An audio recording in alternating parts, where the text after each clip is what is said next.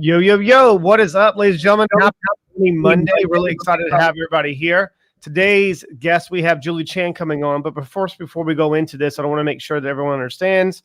WINJECT Radio is presented by WINJECT Studios and then WINJECT TV. One of the questions that came in over the weekend through the text community we're pertaining to, like, what the hell is WINJECT TV, WINJECT Music? It's like, listen, it's all in one spot. It's WINJECT Music has three components. WINJECT TV, obviously, what you're seeing right now. WINJECT Radio is the audio component or podcasting recordings that go on there. And then WINJECT Music is coming soon. And we'll talk a little bit later about that. I just want to make sure that I address that real quick before I go into this with Julie Chan today. And you're about to see that our two personalities, when it collides, things move. All right. So, but Julie, welcome to the show. Really excited to have you here. Thank you so much, Chris. I'm so excited to be here. All right. It's going to be fun. It's going to be fun. I swear, Julie Chan loves the pink, loves wearing that pink. Boy, I was like, what? The Julie Chan pops on. She's been up since 4:45, and it's, what time is it right now in California? 8:05 a.m.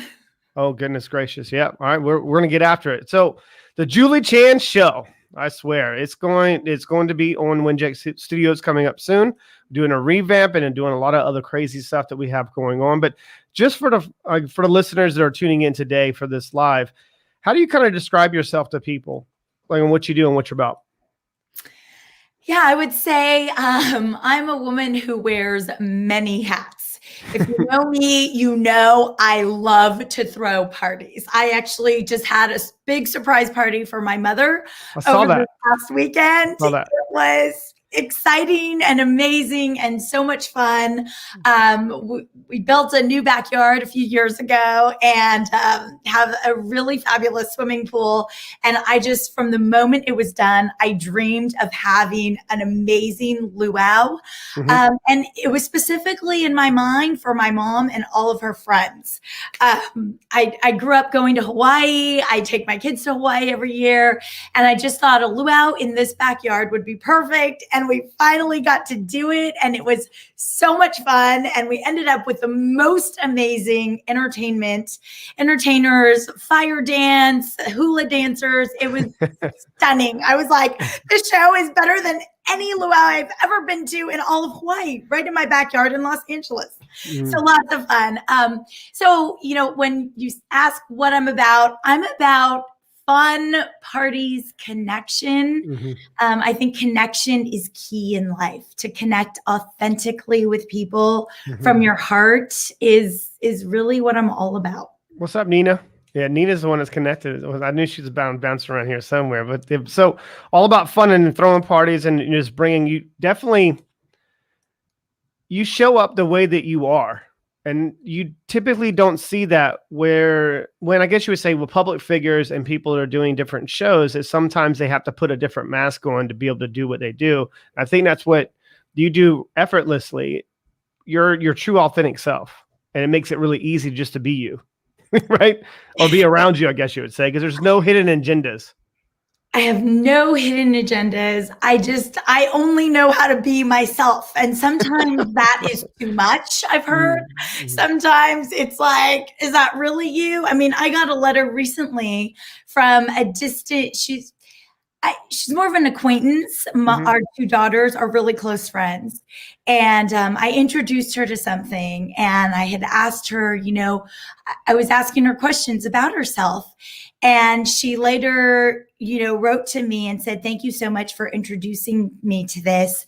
But I just thought you were being fake. I just thought you were a fake person who pretends to love and care about people, but really you're just all about yourself. And why would you be caring about me? And it was just really interesting because I genuinely don't know how to be fake. And but I've heard that over and over in my life. And, you know, I think that it's when we can be authentic, when everybody can show up and just be who they are and not wear masks, is when we really make connections to people, and when we help forward each other and we bring out the best in each other, and we're synergistic. And we can collaborate. And when you come from a place of love, all good things happen, I think. I think so. And you use the word synergetic. And there's a lot of people out there don't understand how important it is to recycle your energy. In recycling energy with others, you can get into alignment, and also well, I wouldn't say really alignment, because you are in alignment in the wrong way and alignment in a good way, and we're going after what you're looking for. But that synergy that you're talking about, it's very rare to find with people that have a show, because they have to play the part of a show, if that makes sense. Yes. So, and that's something that I'm really excited about with the Julie Chan show, is you are not just, of course, you have a bubbly personality, but you overcome a lot of adversity in your life to get you to where you are right now. Yeah. And life is a constant lesson, right? And Yes. it's about being able to go through the things that come your way and to grow and learn from them, to understand, like, why is this happening? What am I to learn from this? And how do I get through this? And really, what are the positives? To live in a victim story, I've learned over the years, is not forwarding and does not help me grow as a person. But to realize that happened for a reason. Now, what is my takeaway? And how do I make the next day better? How do I make the next experience better? And I think that, I've been afforded many opportunities. As you say, there have been, some hardships that I've had to overcome in life.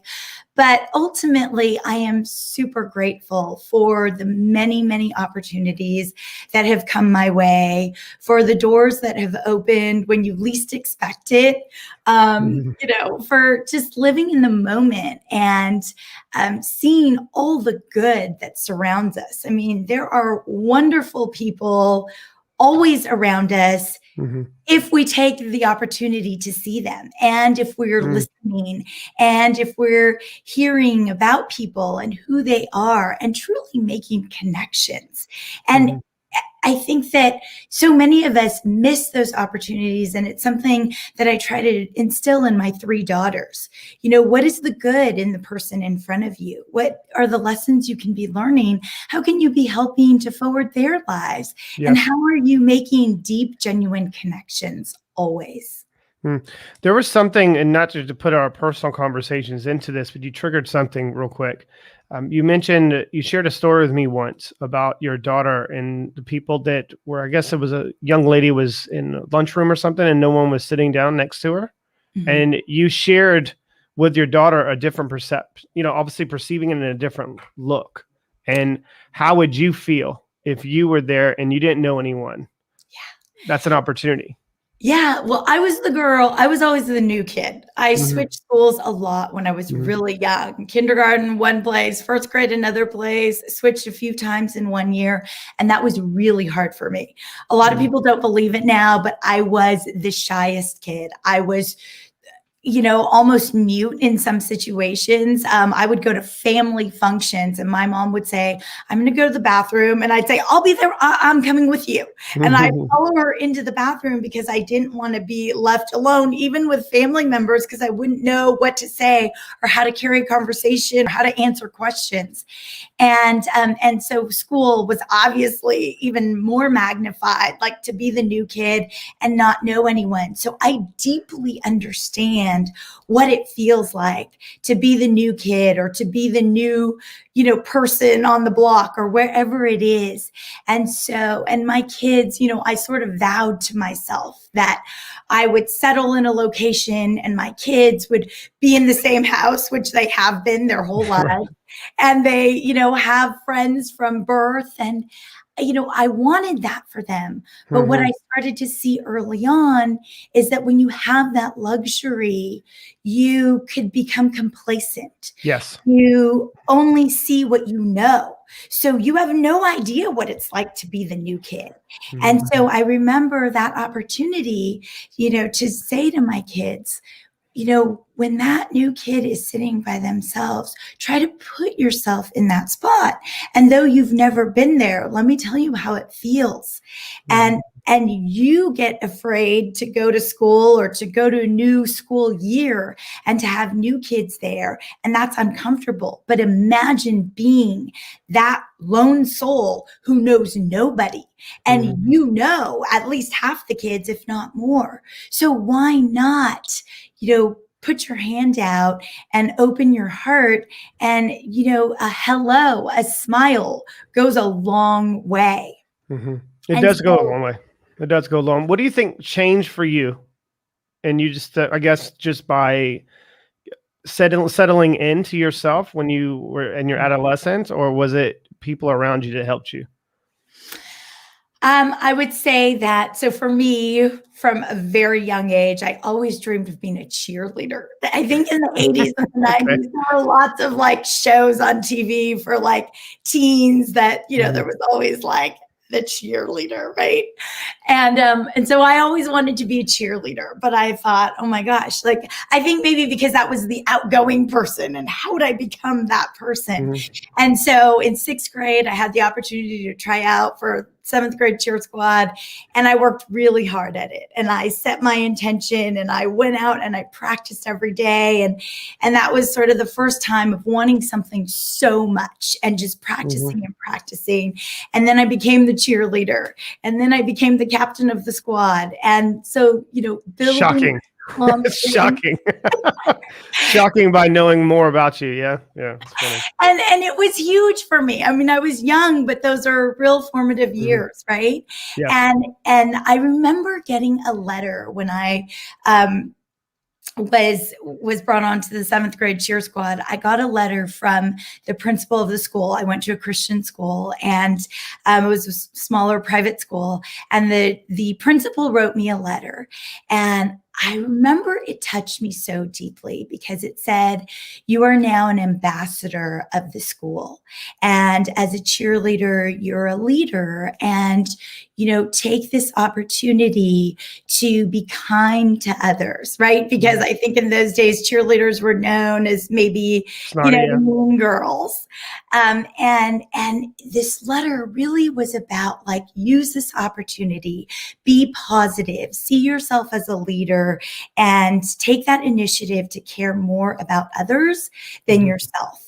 And I just remember that touched me so deeply. And I took that to heart, and I saw it as an opportunity.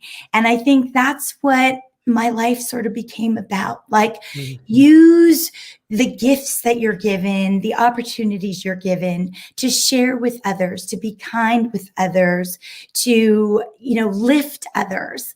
And that's what the show is about for me. The Julie Chan Show is about kindness, and is about using your voice to elevate others and to support others and to cheer others on. And if I can do it, so can anyone else. And it's really about sharing positivity in every aspect of life. Right. And that's something that just oozes out of you. I mean, and that's why I asked the question, like, what changed for you? I mean, you don't strike me as a person that would be quiet and kind of in their shell. However, but you wouldn't believe this, but when I was very, very young, I was shy. Yeah. And they were like, what? I tell people that they blows their mind. I'm like, I was really shy. Yeah. I was really shy. Because I think part of it, I couldn't read that well. I was a dyslexic, undiagnosed. So when I was in class and they would go around the room and they would ask me to read, I was like, still to this day, if someone tells me to read something, I'm like, oh no, I don't want to read it. When I'm always on a computer, I always have a ruler next to me, and I go down it's just that this doesn't mean I can't read. It's just, it's hard for me to keep my attention on one line. I'm always wandering off. So, and that's what helped me over the years, is learning a different way of overcoming something. You know what I mean? And you strike me as a person, I mean, you shared in your personal story that you contacted, I don't know how many radio stations and how many broadcasting places, and you just weren't going to be denied at all. Right. And I think that's what's going to be beautiful about your show is that, yes, you're not just talking about it. You're teaching people you can really do anything you really want to do in life. You just got to you have to adopt the proper principles, the right mindset, and be around the right mind. I guess you say like-minded people that can elevate you even in your darkest times. I think that's powerful. Yes. Finding supportive people, Yeah. finding people that see the best in you and want to support you and that, you love them and they love you. It's about synergy, right? And a collaboration and just forward momentum and people who are supportive in life. I think what really changed for me is, well, first of all, like you, reading was an issue for me. So I didn't necessarily have dyslexia, or I didn't, but I was a slow reader. I was definitely a slow reader, and comprehending what I read was tough for me. And I think that was because my mind was always somewhere else. I'm reading one thing, and I'm thinking about something totally different. I'm thinking about fun and a party, and even though I was quiet and shy. And so I think what really changed for me is just getting older and coming out of my shell.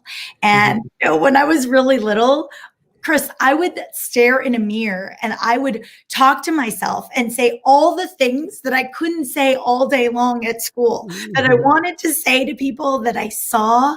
I think that there was an intuition inside of me that wanted to connect and could see people. But for whatever reason, my mouth it just didn't get used the way it is now, where I just talk.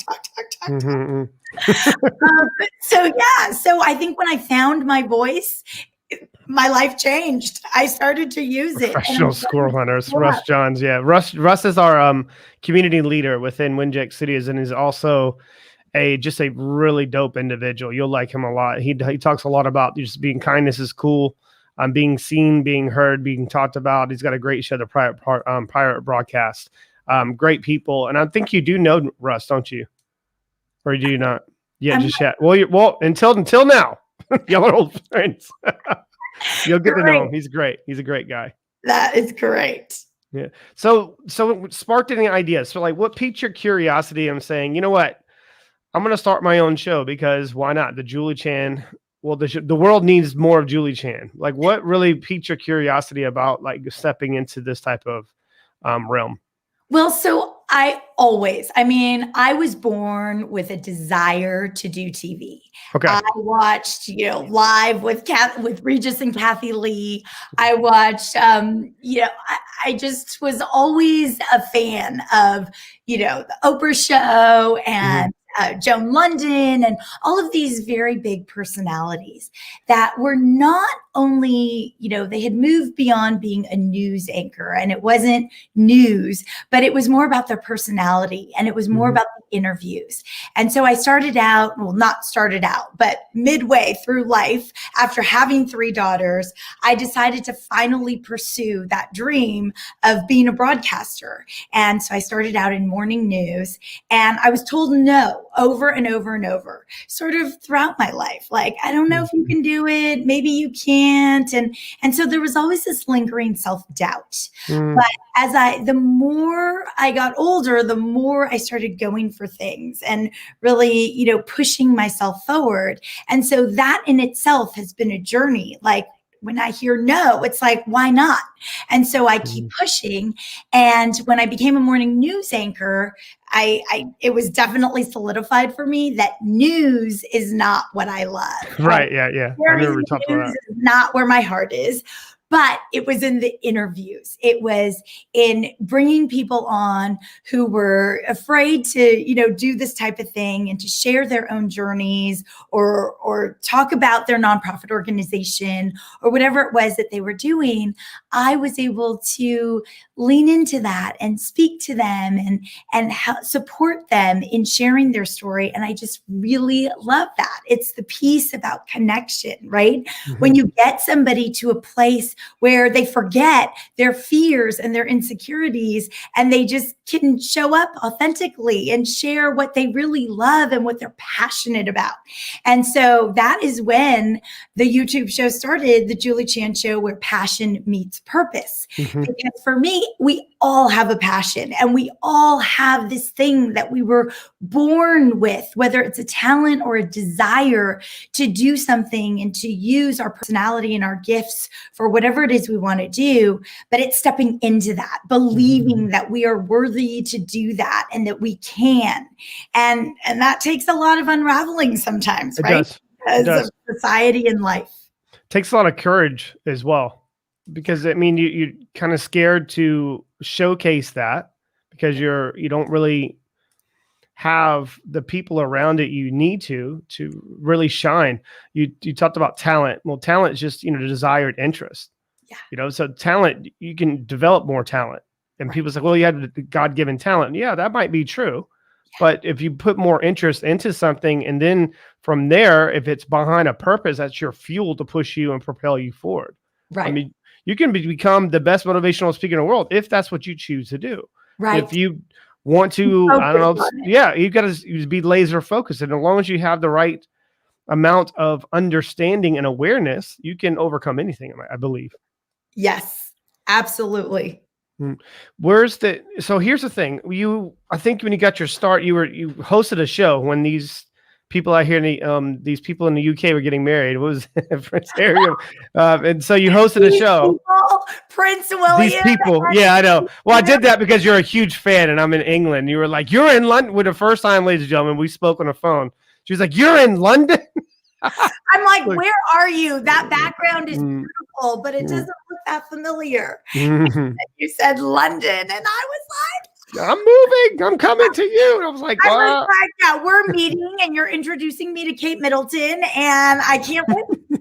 That's okay. Well, I guess I got to start rubbing elbows with the guys out there. They're not peasants, right? So anyways, but yes, it's pretty funny. So you hosted that type of party, right? And that kind of opened your eyes to a lot of different possibilities for yourself.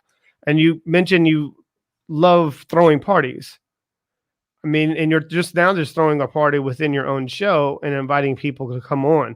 I mean, what is the goal, overall outcome that you're searching for, rather than, of course, it's going to be easy to say, oh, I'm going to try to change lives. But what is the overall outcome you're really looking for, do you think? To inspire people, people to listen to their passion and pursue it, no matter what. Being a middle-aged woman who has teenage daughter or teenage kids, and, I see in myself and in so many of my friends, it's like, what's next? Who am I becoming in the second half of my life? And I am very fortunate to be surrounded by so many women, and men and women, right, who, are ending one profession, ending one career, have, totally gotten to where they want, but it's like, what's next? And we're always reinventing ourselves. And I've had great opportunities to interview so many book authors, right, who had a career before they became an author, but have so many stories to share.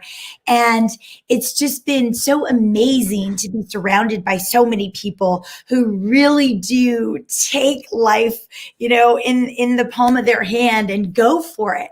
But there are so many more people who don't. And so, I really want my show to be able, that people go there and they're so inspired to make that happen for themselves. And, whether it's learning tips and tricks and steps on how to do that, or just listening and being like, I can do that. I interviewed a 97-year young book author who at 97 wrote and published her first adult novel. Now, in the 60s, while she was raising 6 kids, she wrote and sold over 2 million copies of a few books she wrote for middle school age kids. And that wasn't, the norm in the 60s for a woman raising 6 kids. But then at 97, wrote and published and sold her first adult novel. I mean, I had people, I would before the pandemic, I'd have live audiences come to my home and I'd interview authors. And I remember so dope. My kid's violin teacher brought her mom, and she said to me, "Oh my gosh, that was the most amazing talk, because guess what? My mom doesn't call me every day anymore and tell me to buy her a wheelchair and a walker and take her to yet another doctor." And I was like, "Mom, how come you've stopped calling me? What happened to all your ailments?" And she said, "If that 97-year-old can do all that she does, and she can see the glass as full, not only half full, but completely full, and be so happy every day and have no ailments, what is wrong with me? I'm like half her age. So I need to get out there and get my life moving and doing and being happy." And to hear that story just brought me so much joy, Chris. Like, I was about to ask, where do you, I guess, recharge? And it seems to me we share something very similar with this, that you recharge through the impact you make on others. Yes, absolutely. Because I don't sleep. Actually, just had a conversation with two girlfriends last night. They're like, "So 3 to 4 hours of sleep a night, Julie, it will catch up with you one day."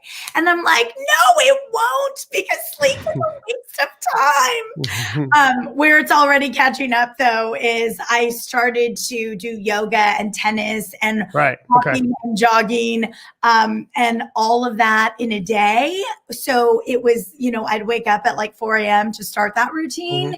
And then my leg and knee and foot started to give out. And I was like, "What is this? I don't know. What is wrong with me?" Yeah.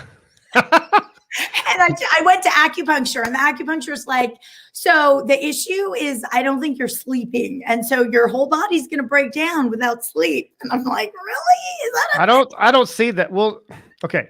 I don't sleep that much either. Okay. But when I do sleep, that means something's wrong. Like more than 6 hours, something's wrong with me. And then I wake up, I feel like I just woke up from the dead. I don't know what happened with my life. I'm like, I don't know. There's too much happened in the world. You know what I mean? I feel like I have to catch up. It's like too much for me. Yeah. Yes, absolutely. Well, when I was a kid growing up, I mean, if I slept more than 7 hours, I was so discombobulated. Like, this is like, I don't know what is my name? Like, am I in a different life? Like, what is happening right now? It's so funny.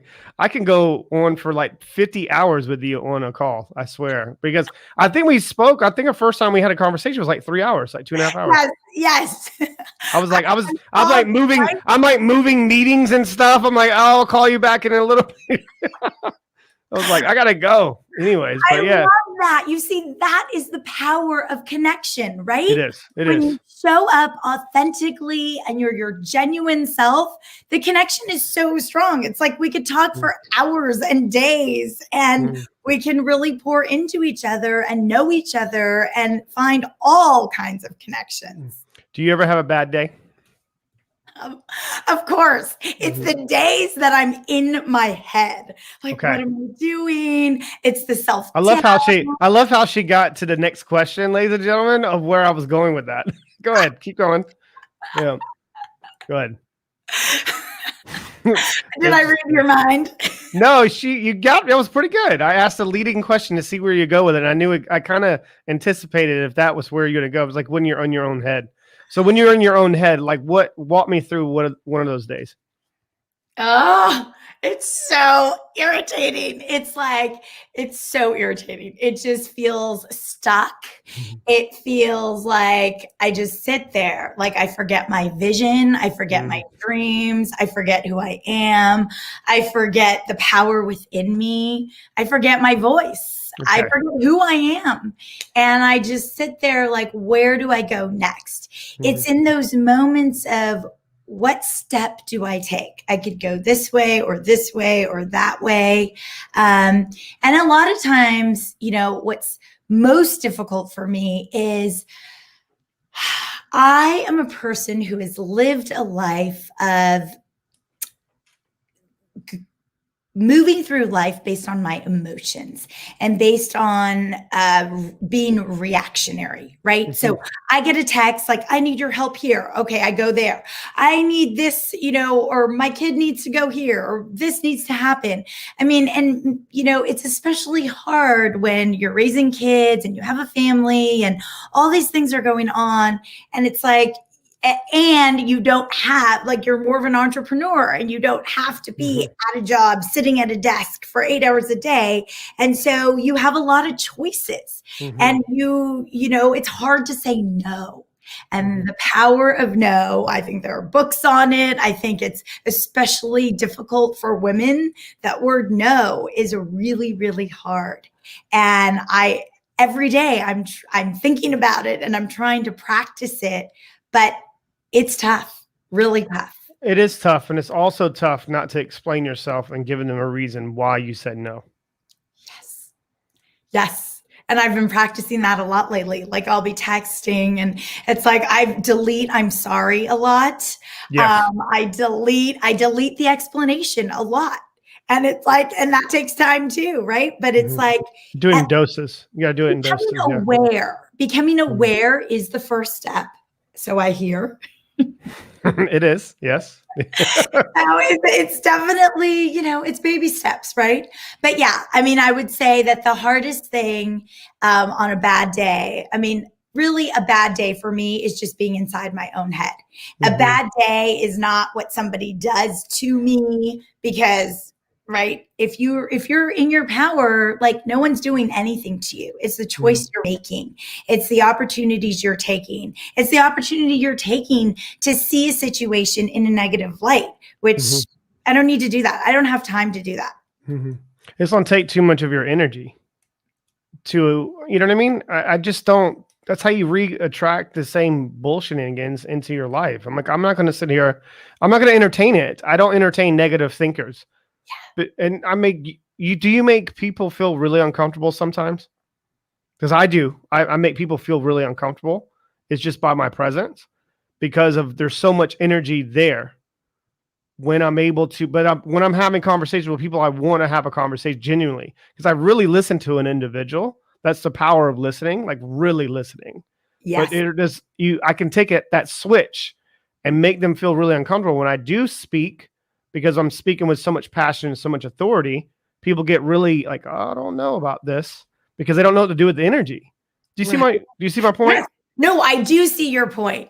And I think that for me, when people are uncomfortable with me, yeah, I see that they can get mean. Yeah. They get caught up in their own ego. Get it? Yeah.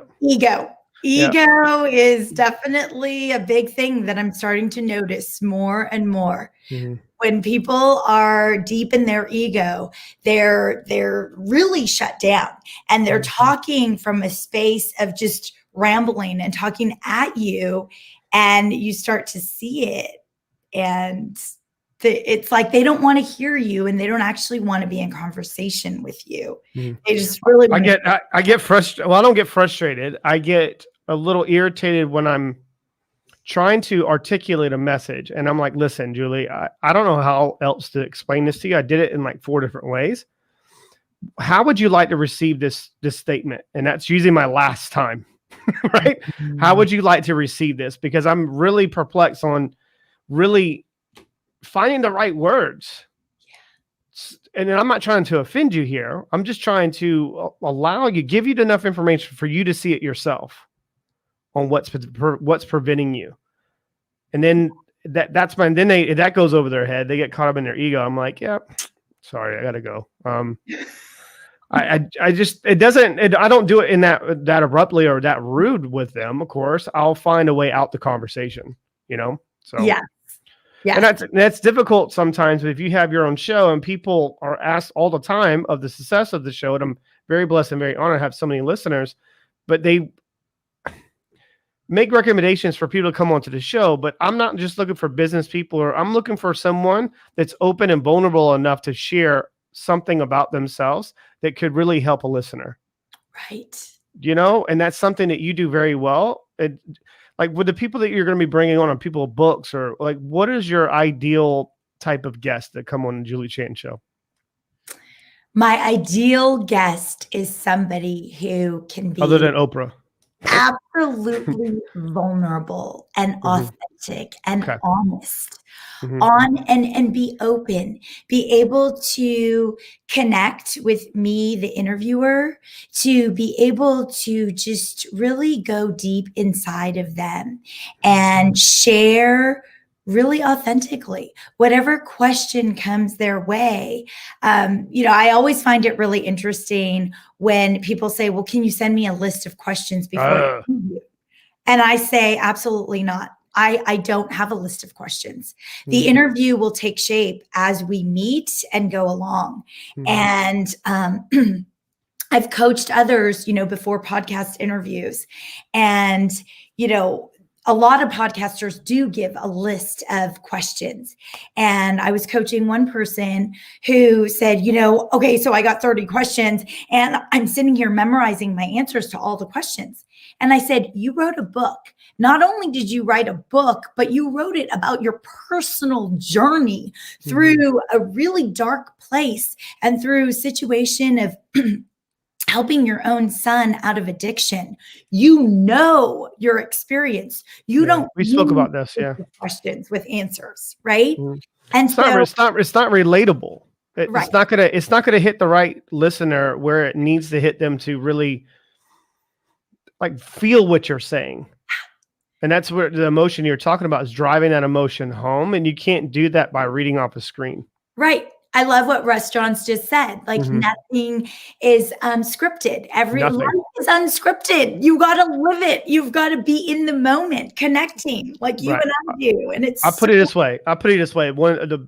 Some moments in life are so powerful and none of them are scripted. Think about the time when you got married, if you got married, or the time that when you were asked to be married, or if you were asking a girl to be married, or when the time that you were asking for the hand in marriage, or the time that you walked across the high school and graduated, the time that you had to give an acceptance speech and you're trying to, but the best time to deliver a message is through your heart. Yeah. It's speaking from your heart. Absolutely. And it's those moments that you don't plan for, right? That you don't think about over and over and you plan it all out. It's like so when I threw the royal wedding viewing party with William and Kate Middleton. I had no idea that was coming about. I just was, TiVoing the coverage for my mom. And I saw that KTLA was going to be showing viewing parties. What? Show my viewing party. So I ended up hosting this all night viewing party, came together in, 12 hours. And it turned out that the KTLA it was actually the ABC photographer who came to video and do all these live shots. He ends up overhearing my cousin say, Julie, you need to get into TV. It's your lifelong dream. He comes back the next day and tells me what to do and how to go make a reel. And lo and behold, my dream since, 3 years old, 5 years old is now taking reality forward at 35 years old. And it happens in the least expected times of life. And just like you and I supposed to. Right. It's supposed to. And I mean, remember we were having a conversation. I was like, and I had no idea that, obviously the conversation would take shape in that way. And I was like, you know what, Julie, the hell with this. Let's make this happen. All right, let's. So here we are, ladies and gentlemen. And I messaged Julie yesterday. I had something that came up and I was like, listen, tomorrow I go live. I know it's a little premature considering we're just now figuring this out. And obviously us putting a stamp on a show. And then it's just all about sometimes just moving some of the barriers of entry and some of the, I guess, bland messages where it needs to be heightened of you. And I think this is going to be really powerful, WINJECT Studios. So thank you so much for coming on. I know that we have obviously a busy week coming up, and it's just going to be really fun watching that spotlight just following you around. So much fun. Thank you so much, Chris. I so appreciate you. I so appreciate the synergy that has come up between us so quickly and so just spontaneously. Right. Came out of nowhere. I was like, who is this person? I was like, this is great. Because I remember watching you on Nina's show and I was like, I like this girl. She's fun. But yeah, it's just going to be fun. Obviously looking at the areas of opportunity, and there's going to be so much, obviously, the more we dive into this, and especially I think with the game shows type of stuff, that type of feel in certain segments of your show, I think it's gonna be really fun and actually edifying your personality the way it needs to be edified, not trying to bottle it up, right? So it's gonna be fun. Anyways, thanks again, guys. Guys, make sure you follow her on the IG. It has been popping up, and then the website, her website will be changing. Obviously, our website guys will be doing some work and obviously having a conversation on really packaging Julie Chan and the Julie Jan show. So appreciate you again, guys. Be well, be you, be great. Peace out. Much love. Rush Johns tomorrow at 2 p.m. Eastern time. Be there, be square. See you guys at the top. Peace out. Much love. Thanks, Julie. Thank you so much. Brought to you by WINJECT Studios. We are an all-in-one educational platform for podcasters that revolutionizes how hosts leverage content to increase engagement with listeners, downloads, and income. We come together to focus on community, collaboration, and collective impact. For more information on how you can interact directly with our hosts, access exclusive live content with offers you can't get anywhere else from our official partners, join our purpose-driven community by visiting www.winject.com. If you're ready to build a career doing what you love, then we're ready to see you there.